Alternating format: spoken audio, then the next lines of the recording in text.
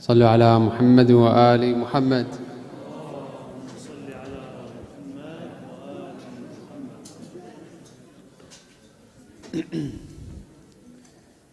أعوذ بالله من الشيطان الرجيم. بسم الله الرحمن الرحيم.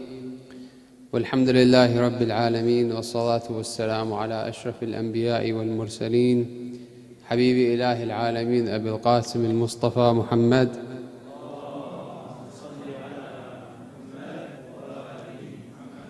وعلى آل بيته الطيبين الطاهرين المعصومين المنتجبين الذين أذهب الله عنهم الرجس وطهرهم تطهيرا. We welcome today respected Sheikh Muhsin Nasser, and inshallah we'll be answering your questions that you've sent in, and they're going to be based on different topics, inshallah. We are going to ask them in a random form, so it's not going to be in the same topic every single time. So inshallah we'll get started. So first question was sent in is, what is the rule on taking welfare benefits from the government, for example, Centrelink, but lying on your application to get this money because the government already takes so much from us? Like, for example, unfair tax, GST, and all these other charges. Is it considered stealing, or are you just taking back what a thief has taken from you? أعوذ بالله من الشيطان الرجيم والحمد لله رب العالمين والحمد حقه كما يستحقه حمدا كثيرا نحمده ونشكره ونستهديه ونستغفره ونستعيذ به من شرور أنفسنا وسيئات أعمالنا. رب اشرح لي صدري ويسر لي أمري واحلل عقدة من لساني يفقهوا قولي. والصلاة والسلام على أشرف الخلق وأعز المرسلين سيدنا ونبينا وحبيب قلوبنا محمد وعلى آل بيته الطيبين الطاهرين. The question and how it is mentioned, they're already giving the excuse in order to extract the answer that they want to listen to, which everyone uses. And of course, it's a valid point when someone says, well, the government takes our money by force and it's unfair because the amount of money that it's a must upon us to pay from our money, which is the khums, 20%. Why do we have as well to pay the taxes upon what we are working hard for? And it's taken in an unfair way, but we have to pay because we live in this country. If we have the ability to take it in a certain way that doesn't require lying, maybe it is permissible. But because we are lying in that form, lying is haram, it becomes haram as well. Because the introduction is haram, it becomes haram. And we see that a lot of people nowadays, they do it, but it doesn't make it permissible. A lot of people, they say, well, everyone does it, so now why should I be any different than everyone else? So the majority, when the majority of the people do it, that is not the opinion of the Shari', that is not the opinion of Allah Tabaraka wa Ta'ala and Ahlul Bayt. Yes, it is haram if it requires lying. It's not accepted. Ahsantum, Shaykhna. The next question is, does the bank, or the interest the bank gives us for holding money in a savings account, is that halal money or is that haram money? Well, when I deposit money in the bank, definitely the bank as savings, of course, I will gain interest from. To ask for the interest or to put it as a condition, that interest becomes haram. It's suht, riba. And if I'm depositing the money anyway, but I'm getting the money, they're paying me the interest, and I'm not asking for it, it's halal to take it, especially the banks that we are putting our money into. It's non-Muslim banks. It's usually government or funded by private companies or certain people that are non-Muslims. It's halal to take it. It's even halal for you to deposit your money in a bank that pays more interest. To make that, for example, as a standards for which bank you want to choose. But to put it as a condition, it's not permissible. Ahsantum, Shaykhna. Someone's asked a question, I want to buy a house for investment, and this house will be passed down to my kids. when I die, inshallah. Well, not inshallah, but yeah. If you are able to. Well, we're all going to die anyway. Anyway, so am I still able to get a loan despite the interest I have to pay? Yeah, well, actually the istifta or the fatwa is similar to the fatwa that we have in our Islamic countries, where when you take a loan from the bank, you take it in the you don't take it in the intention that you're taking a loan or in the intention of giving it back. You take it in the intention of istinqadh, or like you're taking it as in the intention of that you are not giving it back, even if you know that they are going to force you to pay the interest. So and you can pay the interest because you're paying it by force, but it's permissible, not only for your own home, even for investment properties. You can take the loan, and this is according to Sayyid Sistani and the other Maraja, whether it's an Islamic bank, you do that, or if it's a non-Islamic bank like in this country, you can do that. You can take the money, but not in the intention of a loan. You take it in the intention of istinqadh, or you are accepting that transaction, not in the intention of returning the money, but the bank is going to take it from you whether you like it or not. So they're taking the money from you by force with the interest, then it's permissible, even if it's an investment property. Yeah, so basically they force you to pay money. They force you to pay the interest, so because they force us, we can't really do much about it. This istifta is about taking a loan in general. Taking a loan in general, not a loan for the sake of a house. A loan in general, yeah, any loan that you take, you don't take it in the intention that it is a loan. You're lending the money. You're taking the money, you don't have the intention to return it, okay? But they are taking, of course, the capital that you are paying, they are taking it by force. You know, it's like taking your money by force. أحسنتم شيخنا. So another question is, in Surah Al Imran, Ayah 85, it states that whoever seeks religion other than Islam, it will not be accepted. So how is it fair on someone who is born into another religion to be compared against us who are born Muslim? First thing first, when it comes to being fair or not, or justice, we believe that Allah is just. And then who are we to detect whether this is just or not? If Allah says, "Inna ad-deena 'inda Allah al-Islam," that religion in the eyes of Allah is Islam, then it is. But if we want to understand what is the best way to understand the wisdom behind that, when Allah is just, Allah will create, and He created the human beings and the mankind and the jinn, and He gave them a taklif. They have a duty, they have a responsibility, and He ordered them to worship Him. Okay? So Allah gave them the means and the tools to worship Him. How do you reach that reality?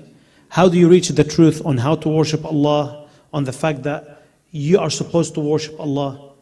So we say that He sent the messengers, but what about the person that doesn't believe in messengers? And he, Sallallahu ala Muhammad wa ali Muhammad. The people that don't believe in messengers, there is a messenger that is not a human being that Allah planted in the human beings, which is the aql, the intellect.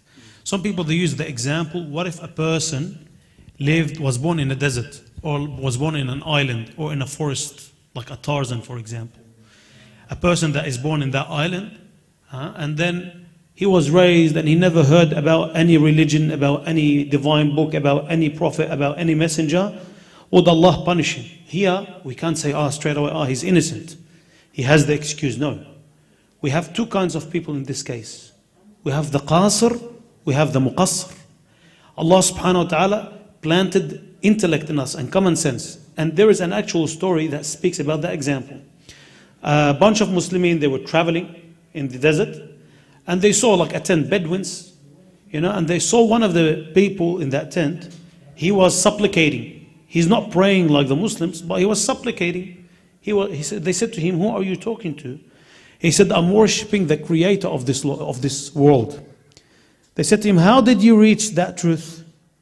He said, "Al-ba'ra tadullu ala al-ba'ir." He dealt with what's in front of him. He used his intellect, his common sense, his fitrah. which we will be proven later on in the questions about Alam al-Dhar.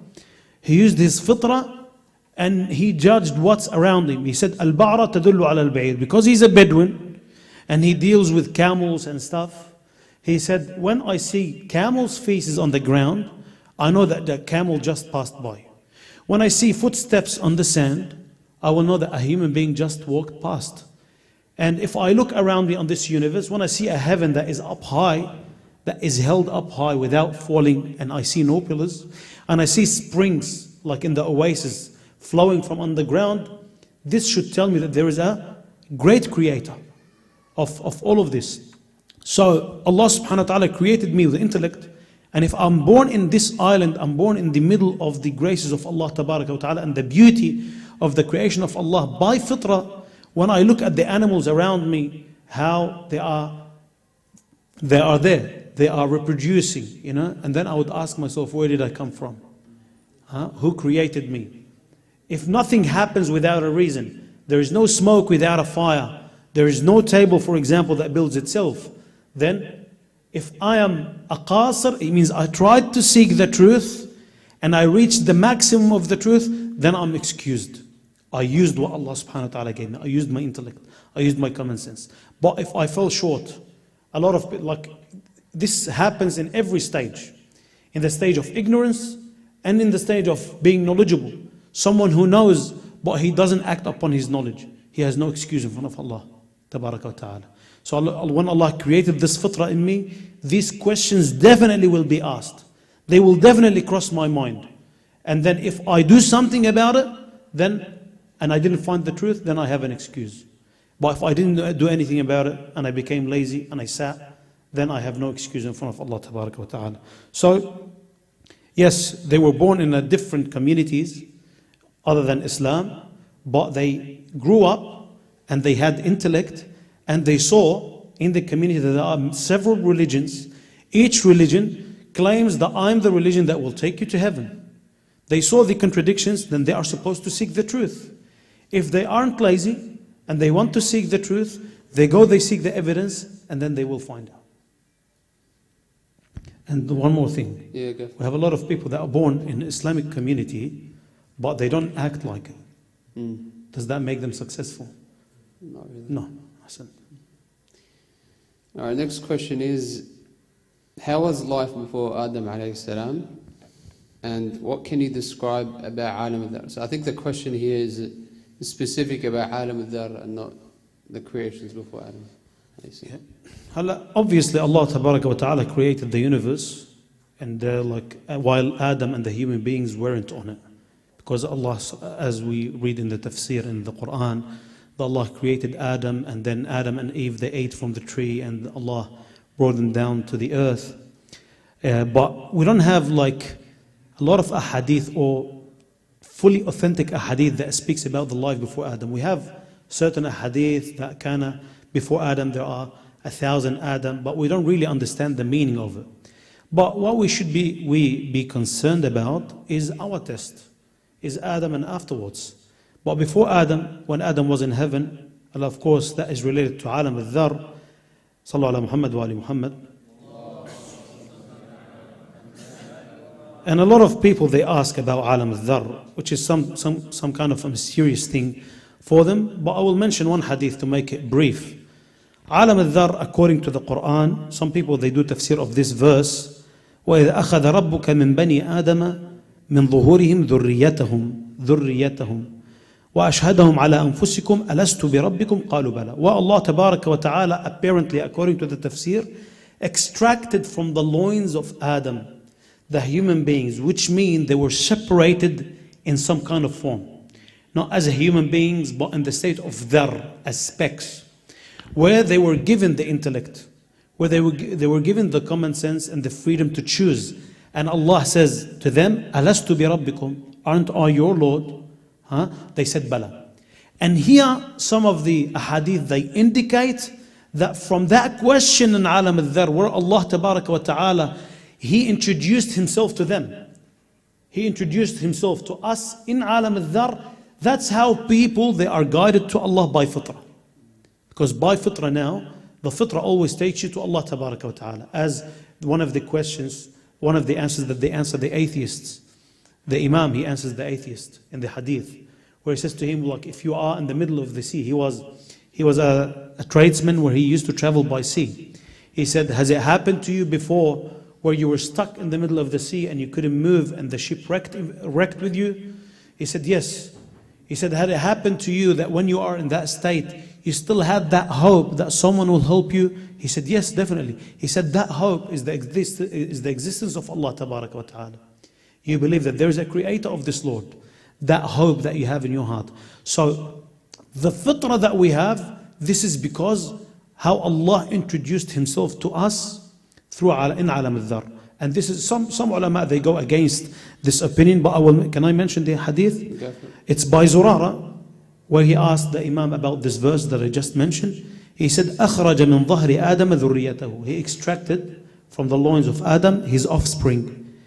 فخرجوا كالذر فعرفهم وأراهم نفسه. He introduced himself to them. ولولا ذلك, and if it wasn't for that, none of the creation will know his Lord. Which take us to what? To the fitrah. Because through the fitrah we get to know Allah Tabaraka wa Ta'ala. وقال رسول الله صلى الله عليه وآله كل مولود يولد على الفطرة. When Rasulullah said that every newborn will be born and he has a fitrah, يعني he has معرفة بأن الله عز وجل خالقه. He has the knowledge that Allah created him. So we can say that there was a life before Adam, as in, like, when we read that the first thing that Allah created is Nuru Muhammad sallallahu alayhi wa the light of Rasulullah.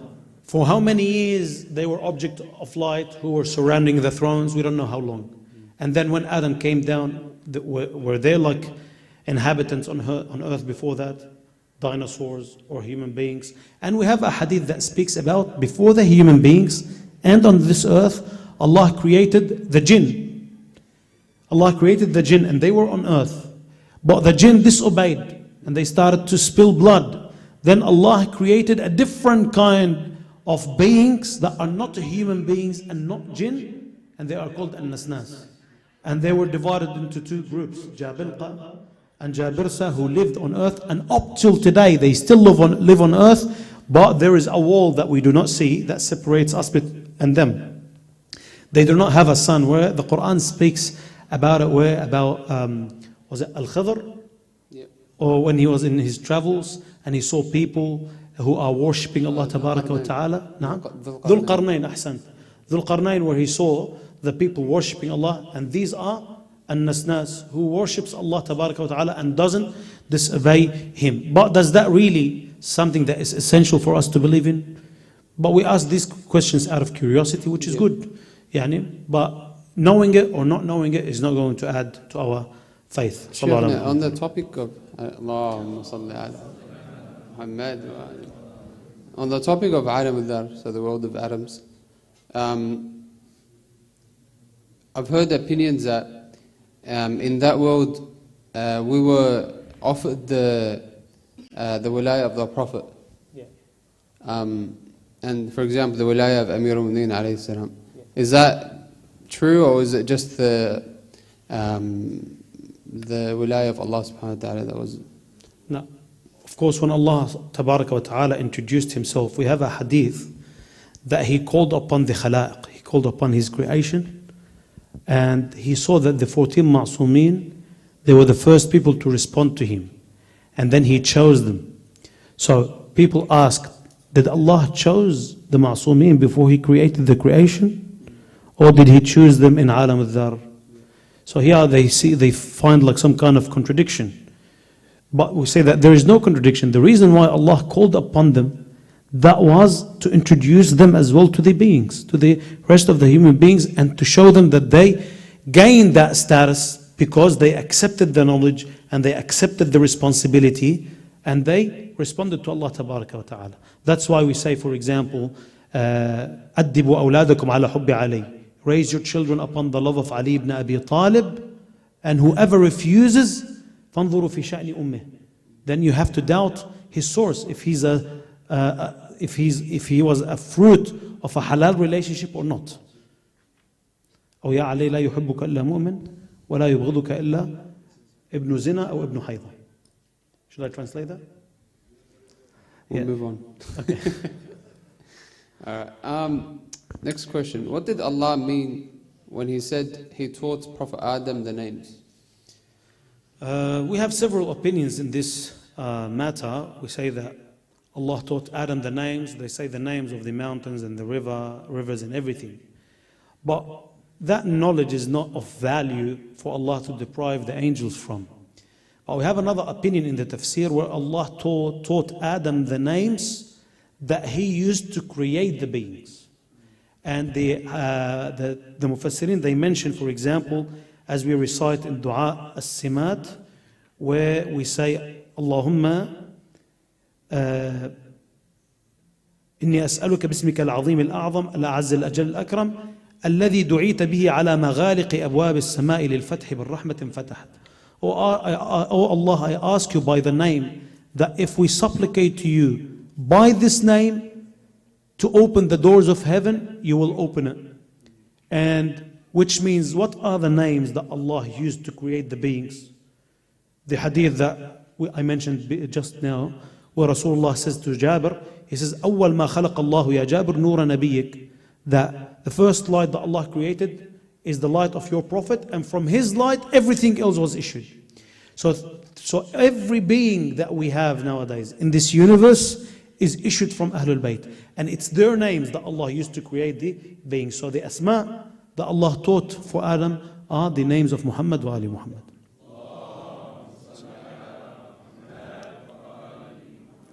And like when we said in Dua as-Simat, oh Allah, I ask you by the name, that if I ask you by to open the doors of heaven, it will be open. We recite in Dua an-Nudba, أين باب الله الذي منه يؤتى. They are the door of Allah Tabaraka wa Ta'ala. Ahsantum. Another question is a bit random, but anyway. So can rationality and submission go together? For example, I submit to Allah's orders using my rationality, but not in all matters. I don't know how that makes sense, but anyway. Yeah, it's a contradiction in itself. Well, it depends on the iman of this person. Rationality is only required for usul al-din. And we mentioned this in the lectures. We said usul al-din, this kind of ma'rifah, it requires intellect, it requires maturity, it requires common sense. Because Allah subhanahu wa ta'ala wanted it to be like that. He created my aql, and He introduced He introduced Himself through the signs that are discovered by the aql. But once I reach that truth, everything else, does it require rationality? I will give the answer of Shaykh Tusi. When people ask, well, why, and this will answer the question after, why did Allah hide the Imam? And we are living in a world that is full of injustice. My faith is fading, and there is no wisdom behind that. It's not just the Imam is the savior. Why did Allah hide him? And we start to seek the evidence and want to know why, as if Allah is obliged to explain to us the reason behind that. Shaykh al-Tusi says, when he explains that, he says, for the mu'min, it is enough to say that the divine wisdom had decreed this. Al-Hikmah al-Ilahiyya, there is a divine wisdom. But when the scholars, they mention like why the Imam was hidden, because the people killed 11 Imams before that, and Allah tested them with 11 Imams, and then they would do the same to the 12th Imam, or to deprive them from the blessing of the presence of the Imam. All of these reasons are just assumptions. Yeah? But the main reason is we don't know. Allah has a wisdom that we don't understand. Once I reach the truth through my intellect, through my rationality, Tawheed, Nubuwa, Imama, Ma'ad, Adl, and then everything else I submit. I don't have to understand. If the Imam explains to me in the hadith why this ruling is like this, then that's a grace over ni'mah. Otherwise, like, who am I? You know? And time has proven that our judgment is not always accurate.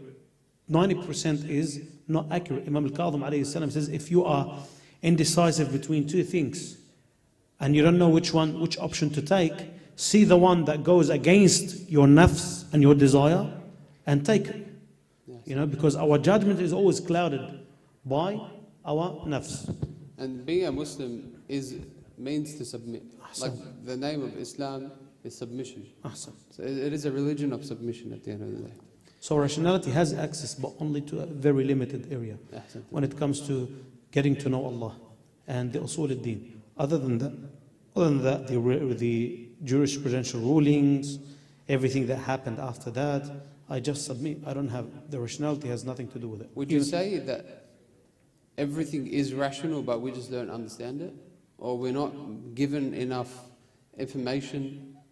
Yeah. When you get to know that Allah is one and Allah is just, you know that when He orders me to do something, it's for my own good.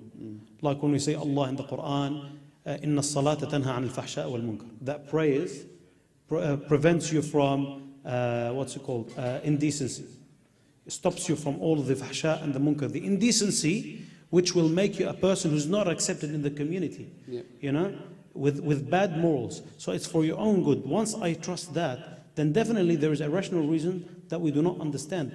But even Imam Sadiq himself, he's frank about it. He says, Deenullah la yusabu bil-uqul. That the religion of Allah cannot be comprehended by intellects. You know? Yeah, next one's about sort of a a'mal question. What surah should we recite in Fajr or in Futur, and why should we read it? For the iftar, it's recommended to recite Surah Al-Qadr, apparently, because Surah Al-Qadr speaks about the night of Al-Qadr, because Shahr Ramadan is very important, because what we reap what we sow, is it? What is the proverb? Yeah, you harvest what you plant. And in Shahr Ramadan, according to the ahadith, and in Laylatul Qadr, it's when all of the graces will be distributed. Allah has decreed for you, for example, to be granted this much of rizq in this year. On this night, Laylatul Qadr, you will be given what has been decreed upon you for the next year. And it's recommended to recite Surah Al-Qadr on the iftar because it's Shahr Ramadan. And each surah, it's important for us to educate ourselves about this. We go to the books of tafsir, where it mentions before each surah a hadith. The Prophet says, whoever recites this surah, like in the sunrise during the dawn, or like on the sunset during the sunset, or waqt al-zawal, or in the first rik'ah, or in the prayers, you will gain this much rewards. Which I don't memorize all of these hadith, but we should motivate ourselves to get to know like which surah I recite for which need, you know. And there is etiquette to talking to Allah tabaraka wa ta'ala, you know, and when, like munajat Imam Zain al-Abidin, there's 15 munajat, each munajat for a certain state. Sometimes a munajat for ta'abin, someone who committed a sin, he wants to supplicate to Allah to forgive his sin, he does munajat al-ta'abin, because this is the best approach to how you ask from Allah tabaraka wa ta'ala after you fall short. Same thing for the Quran and the surahs that you recite. Next question is a bit more historical. What evidence is there for the existence of prophets for the time between Prophet Isa alayhi salam and the Prophet Muhammad sallallahu alayhi wa alayhi? And why is it not in the Quran? Well, it is not in the Quran because there is no prophets between Prophet Isa and Prophet Muhammad sallallahu alayhi wa alayhi. There is no prophets at all. There's 600 years of no prophets. And 300 of these 600, there was not even a scholar, not even a spiritual guidance, not even a religious leader. So, of course, there won't be any story about any prophet because there is none. And why is that? Some ulama, they mention, because how much killing happened of the prophets. So Allah deprived them the same way we are deprived from seeing the Imam right now. So they were deprived from the prophets, so they became too deviated and corruption was too much and people went back to worshipping the idols. So Allah sent the Prophet as a mercy, something like a change. There is no more divine punishment that comes on earth. You know, the Prophet came so the people discover now the graces again. وما أرسلناك إلا رحمة للعالمين. When we say that, جاء على فترة من الرسل. There was a gap, a huge gap. And as we mentioned as well, it's if anyone has information about it, you can add to it. Shaykhana, but doesn't that contradict the riwayah where it says لا تخلو الأرض من حجة? So earth doesn't exist without a hujjah. Yeah. So in that period of time, shouldn't there have been a hujjah on the earth? When we say لا تخلو الأرض من حجة, the Imam doesn't mean that he physically has to be on earth. The actual presence of the Imam in the universe, and we know that the Prophet and the Imams were first thing to be created, and they were there. And they were in the loins of the offspring of Prophet Isa. They were in the loins, and they were, when we say وَتَقَلُّبِكَ فِي السَّاجِدِينَ, they were on earth. Since Allah created Adam, He put Rasulullah and his offspring in the loins of Adam.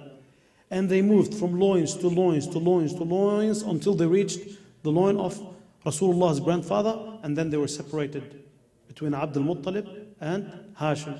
And then the Prophet ﷺ was the son of Abdullah ibn Abd al-Muttalib. Sorry, Abd al-Muttalib, and then they separated between Abd al-Muttalib and Abdullah and Abu Talib. So yeah, they were there in the loins of their forefathers.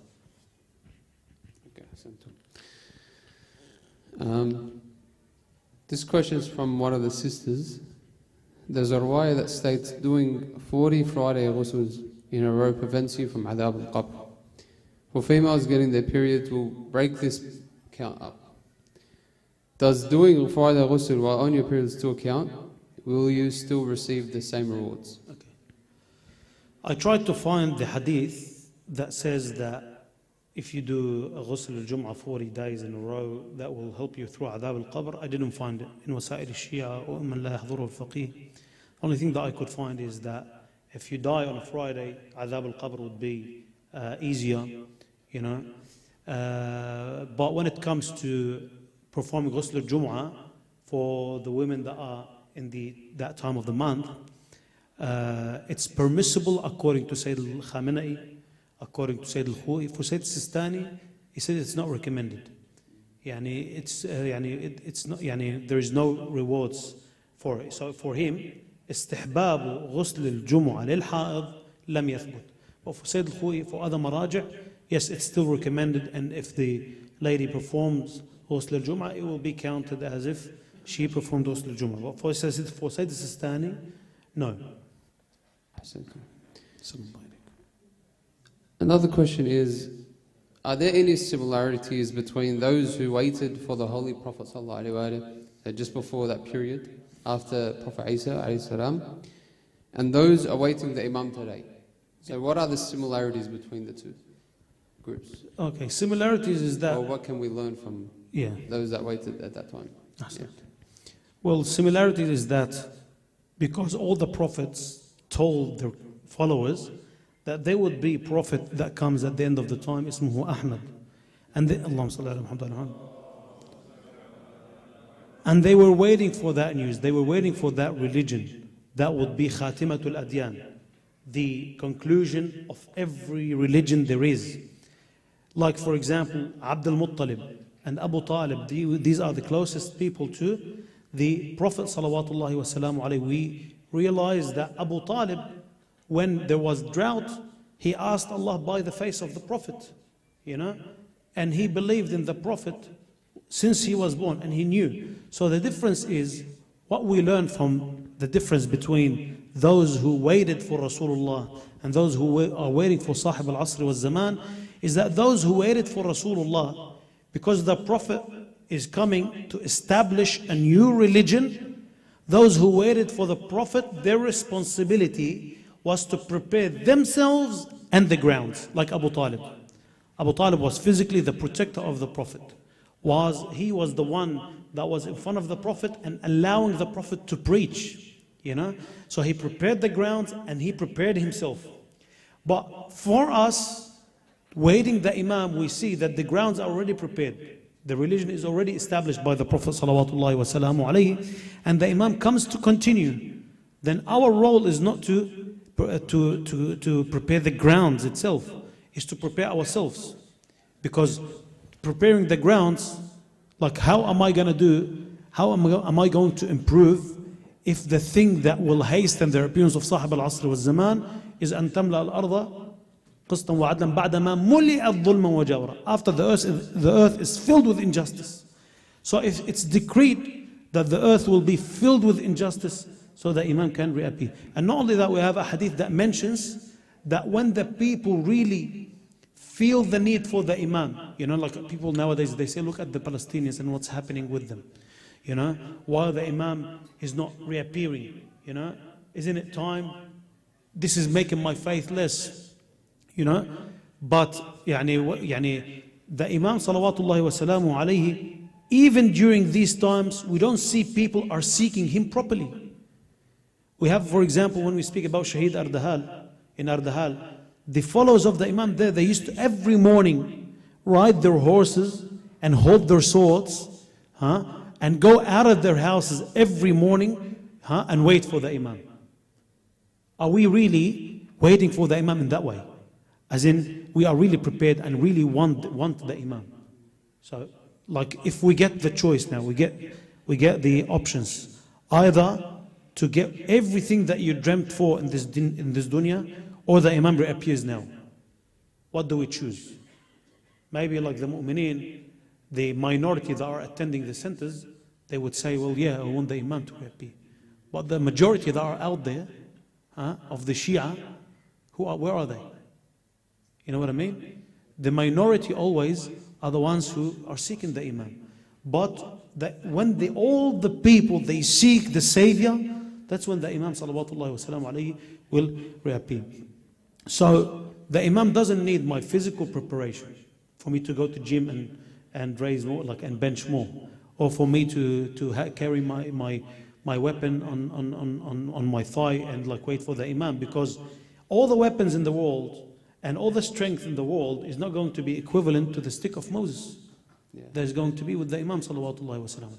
So preparing myself to deserve that the Imam, he would put his hand on my head according to the hadith, then I will be equivalent to 40 men. This is the strength. And he will have the knowledge that we will need in order to improve the world. What he needs is prepared people. People who are strong in faith, that they will have the patience to carry the cause. Yeah, it's just like also what the characteristics mentioned in the narrations of the companions of the Imam. Ahsan. Yeah, they're all worshippers, they're Ahsan, people that... The 313, yeah. Next question is something you touched on a bit. So, awaiting Imam Mahdi alayhi salam, with the sadness that's happening right now and the calamities in Palestine, how can we keep our faith strong? It goes back as well to the fact that we are being sifted. Like when we see a person that is being tortured and dies, does that mean that this is a reason why the Imam should reappear? Is that the only thing that is required for the Imam to reappear? No. Because when there is a nation that are being, this is their test and the test of the Muslimin that exist on earth. They are being tested by this. And this is, when I mentioned the other day, I said the physical harm is nothing compared to the harm that can affect the aqeedah and the religion. And in the hadith says, لَتُغَرْبَلُنَّ وَتُغَرْبَلُنَّ وَتُغَرْبَلُنَّ حَتَّى يَبْقَى الْأَنْقَى فَالْأَنْقَى. That you will be sifted and sifted and sifted until the purest and the purest will stay. We look at the lives of the Imams. The people were tested with the Imam, with the Imamah of the Imams differently. The same way we are tested with our Imam. The fact that he's hidden. Like people were tested with the color. Imam al-Baqir was dark. So people said this is a characteristic of imperfection. So they doubted his Imam. But the color was not an imperfection. Imam al-Rida, they doubted his Imam because he didn't have children until an old age. Imam Jawad also. Imam Jawad. Young age.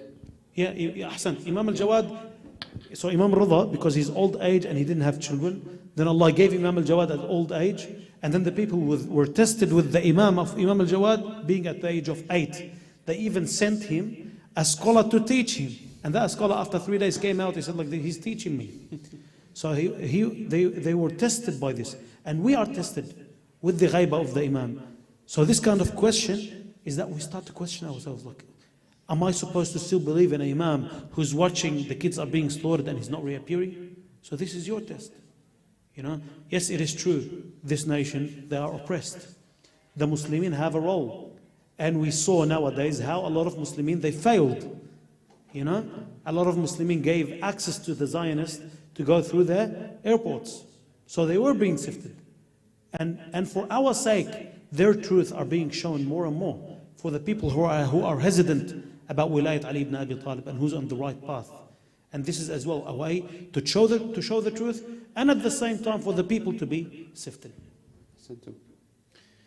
We'll go back to the same answer that it's a divine wisdom. As long as you believe in the basics, you submit. So Shaykhna, someone's asked, what hadith books talk about the signs of the reappearance of the Imam? We have there's a majmu'ah of 5 books, الغيبة للنعماني and another غيبة. There's إلزام الناصب في إثبات الحجة الغائب, كمال الدين وتمام النعمة.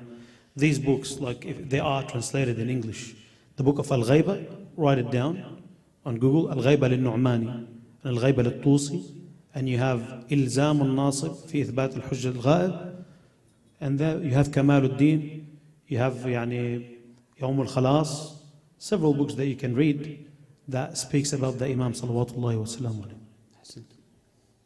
Did you memorize the names of the books?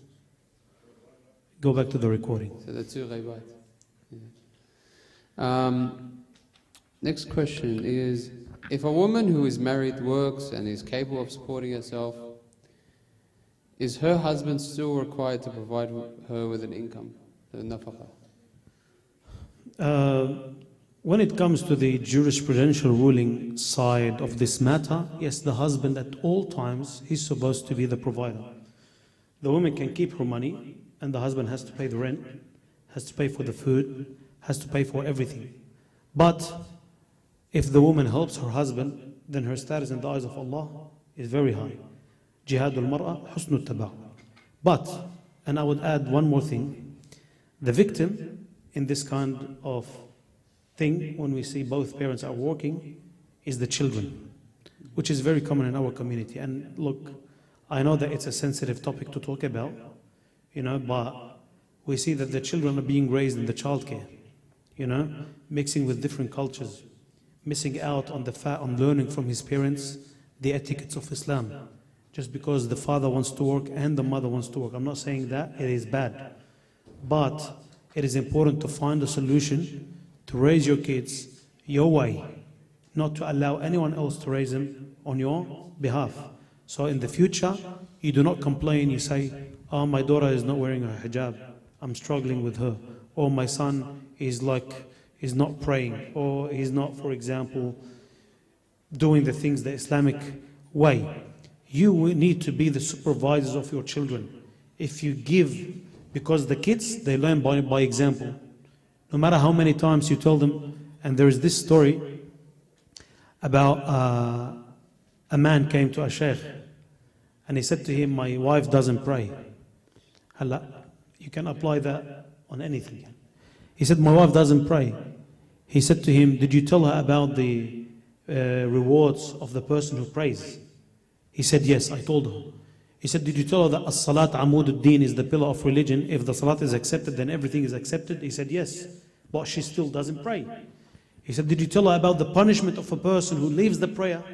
He said, yes, I did tell her about the punishment of the person who leaves the prayer. I said to him, did you tell her all this and she still doesn't pray? What does she tell you? She's like, when I tell her this, she tells me, why don't you pray? No. So he wasn't leading by example. So if the children, they learn what they see. So if they are attending the childcare and they see role models, the teachers that, for example, are introducing LGBTQ plus for them, what do you think their priorities are?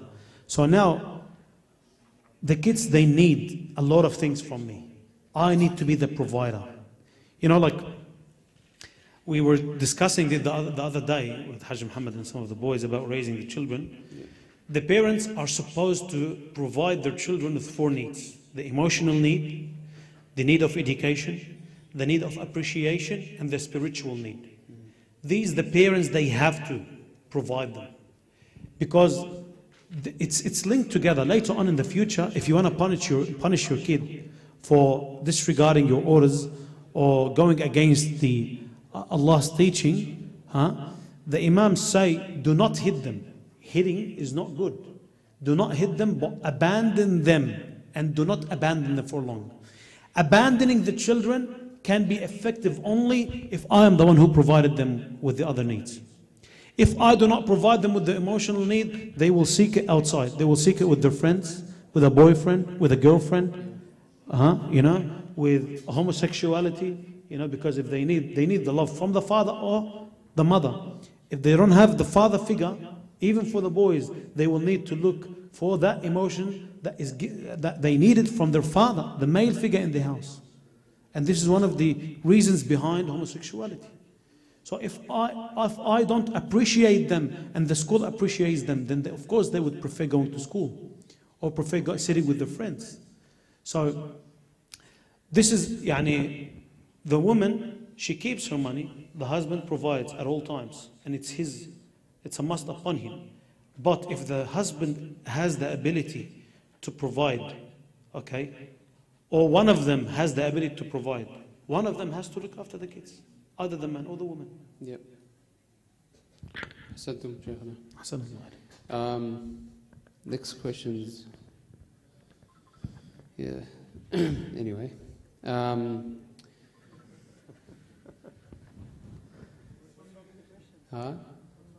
Guys, listen. All right, listen. When will women have equal opportunity access to the masjid? If we take a look into our own backyards, men take priority. Will they change? Yeah, but they have equal access to the masjid. They have a door for themselves. They have a space. I understand that some masjid, because they cannot cater for big space for both, just because of the nature of the building. Then of course they prefer to give the man the priority, because the lecturer is usually a man, and we have jurisprudential rulings that limits, for example, things for women, in fact, for the sake of the greater good. Like if the woman has an extra soft voice, that she can't speak publicly, because like when it comes to the desires of the man, because that's how Allah created them. Because the Islam stops al-i'ana ala al-ma'siyah. Al-i'ana ala al-ma'siyah, to be someone who is aiding towards the sin being committed. If I'm as a mentor and I have a teenager that looks up to me, and I take him to a place that the music is being played, or he sees, for example, the opposite gender women that are not dressed properly. Like I'm a religious mentor and took a kid to the beach, then I am a person who allowed the sin to be committed. So like when it comes to this kind of separation, it's for... No? It's dangerous, yeah. Yeah, it is. Like I didn't do it. No. Yeah, so like first of all, for the sake of the jurisprudential rulings that are brought by the Imam, as I mentioned earlier, for the mu'min, it's enough to say, well, Allah knows best, better than me. Well, at the same time, we see that there is a space that is like, especially for women, they have a separate entrance so they can enter freely, more comfortable, and they have, even they put the door here in this masjid so they get the chance to join the Salat al-Jama'ah. Now, they are given an equal opportunity, but unfortunately, maybe the buildings sometimes cannot be fair. Like some areas can be smaller than the others. Yeah, that's based it shouldn't change. Based on the masjid or the mosque that's running it. So it's not a general thing. No, but like some people, they might see that it's unfair because like maybe the segregation or like, and as I mentioned earlier, mixing is not something that is the better choice. so to speak. It is permissible to have them in the same hall with a distance in between. It's permissible. But the opinion of the scholars, they say it's better for it to be segregated because we do not live in the mind of everyone. We do not know each person who attends. Yani we've heard a bit before about priests and scholars who were wearing turbans, but they had ill intention. You know, the physical shape. Like I know of a person in Lebanon, he used to say the loudest salawat ala Muhammad wa ali Muhammad. In every majlis that is recorded, you would hear his voice. This person would distribute the tea, he would have like the rings on, the beard that's long. After a while, he had a fight with his brother over land. He went to his brother, he shot him with 40 bullets. And then on the way down, he looked at his son and says, "Look, go, your father is calling you." You know? And then, they caught him on the borders. So what I'm saying is, we don't live in the intention of every person. In this case, when it comes to ghiba, for example, the hadith says, رَحِمَ اللَّهُ امْرِئٍ جَبَّ الْغِيبَةَ عَنْ نَفْسِهِ. May Allah have mercy on a person that prevents being backbited. So okay, I have nothing to do. If the people, they are backbiting, what's my role? Like, they are backbiting. But I am playing a role. I allowed people to backbite me. If I do something in public, or I committed a sin in front of someone, and they spoke about me, I'm the reason why they did that sin. They did the backbiting. Yep. So the Imam says, رَحِمَ اللَّهُ امْرِئٍ جَبَّ الْغِيبَةَ عَنْ نَفْسِهِ. So if I play a role in fixing the community, and this is a form of enjoining what's good and forbidding what's evil, I play a role in fixing the community, then my status is very high. And we mentioned in the lecture that there is one type of patience, it's called as-sabru ala ta'ah, patience with obedience. I want to obey Allah, it requires sacrifices, it requires patience. And this, of course, this is not only for the sisters, this is mainly for the males, for the men, is that you should play a role as well in what's it called? In this. Sallallahu ala Muhammad wa ali Muhammad. Allahumma salli ala Muhammad wa ali Muhammad. All right, so next one's a bit of a statement, but I want to see your thoughts on it. So, the person said, many brothers and sisters are happy with the presence and participation of the youth during the month of Ramadan.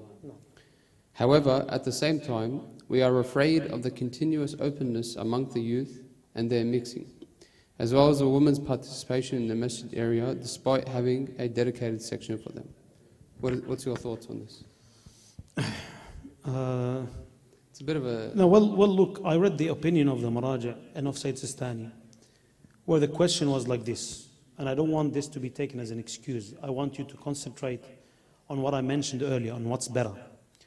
The person asked, well, we have friends and family where we sit together, and we sit together, we have gatherings together, men and women. Then the answer was, well, if they are dressed properly with no makeup and no joking around, and it's very formal talk, then it's permissible. But al-awla, what's better and what's more important, to avoid that kind of mixing. This is one thing. Secondly, well, the fact that we have this separation is very important. And I say, from experience, we had a lot of complaints in a lot of centers where when the women are in a separate hall, and there is a screen, the women, they talk, مثلا. The kids, they have kids, مثلا. But when they are facing the khatib, the environment can be controlled. So the women who really come in order to listen, they have the chance to listen. So this is positive in this sense. And as long as there is a barrier in the middle, and they are there, there is no issue. I know that the traditions can dominate, can be a bit strict, but it doesn't make it, it's the wajib. It doesn't make it wajib. It makes it, better to avoid like that direct mixing or direct looking at each other. But when we speak about hijab in general, Fatima al-Zahra, when she said that best for women not to see a man and a man not to see her, it doesn't mean that this is the wajib. It means this is the perfect kind of hijab. Those who want to reach perfection, they follow that standard. Those like, and I'm not saying that those who are not, they are not good. They have different aspects of perfection, proper hijab, that's important. And so what I'm trying to say is that to balance between the both, give the sisters the right to listen to the lecturer with no someone to ruin the environment for them, because I know that some women, they come to the center just as a social life, to socialize, for gossip, even men at the same time. And we struggle with that. We have several centers that are known that when a speaker is speaking, if he's speaking Arabic, the English men, the people who speak English, they start to talk with each other. If he's speaking English, the Arabic people, they would speak with each other and not caring for the lecturer that is speaking. But there are people who attend to listen. So we do balance, like we are doing now. The sisters are sitting, there is a barrier in between. The men are sitting, both of them, they can like feel that they are into the lecture, and then no one, they are avoiding the haram. If anyone wants to add something, especially because like for this topic, feel free to add. Oh, it's quiet, so seems okay. Anyway, next question. Is it wrong to not follow a marji'? Like, because a human, i.e. the marji', is not as knowledgeable as Ahlul Bayt alayhi salam, because he doesn't have, he's not ma'soom, so he's prone to mistakes. So, why is it that we have to follow a marji'? No, it's not wrong if you don't want to follow a marji'. It's not wrong. But you have to be either a mujtahid or muhtat. Mujtahid, it means you have the knowledge of the ahadith and how to understand them and how to derive the ruling from it, which requires from you years of study. You need to know the sources of the narrations. You need to read them all, study them all, and then be able to derive the rulings. If you are able to do that, then beautiful. Or you have to do ihtiyat, which you have to see as well. You have to have the knowledge in the hadith. Or you have someone who does the knowledge for you. Are you able to do surgery for yourself? No. Like before, like if you want to do appendix, you have only maybe 1 hour, 2 hours, or half an hour, depends, for you to study on how to do a surgery. So you have people that already done it for you. Then that's why it is a must. Logically, by common sense, it is a must, because you can't have the knowledge to derive the rulings yourself, and you can't do ihtiyat, then you have to be a muqallid. So it's going to be the last question because it's taken a bit too long. Inshallah, we'll conclude on this question. So a person has asked, why are the lessons we learn in Muharram or Ramadan not effectively transforming listeners and improving their faith? So we listen to many lectures throughout Shahr Muharram, Shahr Ramadan, but you feel like it's not really making a change. Now that's a question that we have to ask ourselves. Yeah. Because Allah says in the Quran, بَلِ الْإِنسَانُ عَلَى نَفْسِهِ بَصِيرًا. Each person knows himself best. If I'm listening to a lesson that is not affecting me, the issue is not the lecturer. Allahumma salli ala Muhammad wa ali. The problem is not in the lecturer that is trying to deliver the lecture. In the hadith, the responsibility, the Imam puts it on the shoulders of the people themselves. إِنَّمَا هَلَكَ النَّاسِ لِأَنَّهُمْ لَا يَسْأَلُونَ. The people perish because they do not ask. If I'm listening to a lesson and it's not affecting me because I'm not motivating myself enough, or I'm not allowing the access for the foresight, the sins play a role in blocking the aql, the intellect. The desires plays a role in being an obstacle between me and change, as we were discussing since the beginning of Shahr Ramadan. We said there are many obstacles that stand between me and change. Not being able to repent, the unstable process in the journey to Allah, the unstable spiritual status.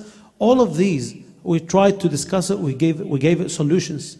There are introductions that there has to be there for the maw'idah and the sermon to affect me.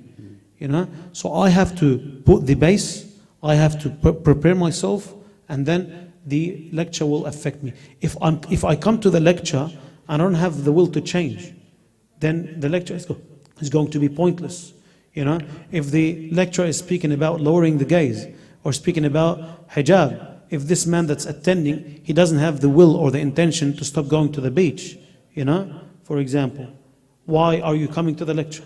If the sister is not willing to put the hijab properly, or if she's not willing to stop putting makeup on, then why do you come to the lecture and listen to the lecture saying makeup is haram? So it's definitely not going to affect if you're not going to change yourself. Ahsantum Shaykhna. And thank you everyone for listening and sending in the questions. تعبناك شيخنا. Yeah. All good? Yeah. شيخنا if you can read دعاء for us. عادي كمل. قرأنا الدعاء شوي. أعوذ بالله من الشيطان الرجيم. بسم الله الرحمن الرحيم. اللهم كن لوليك الحجة ابن الحسن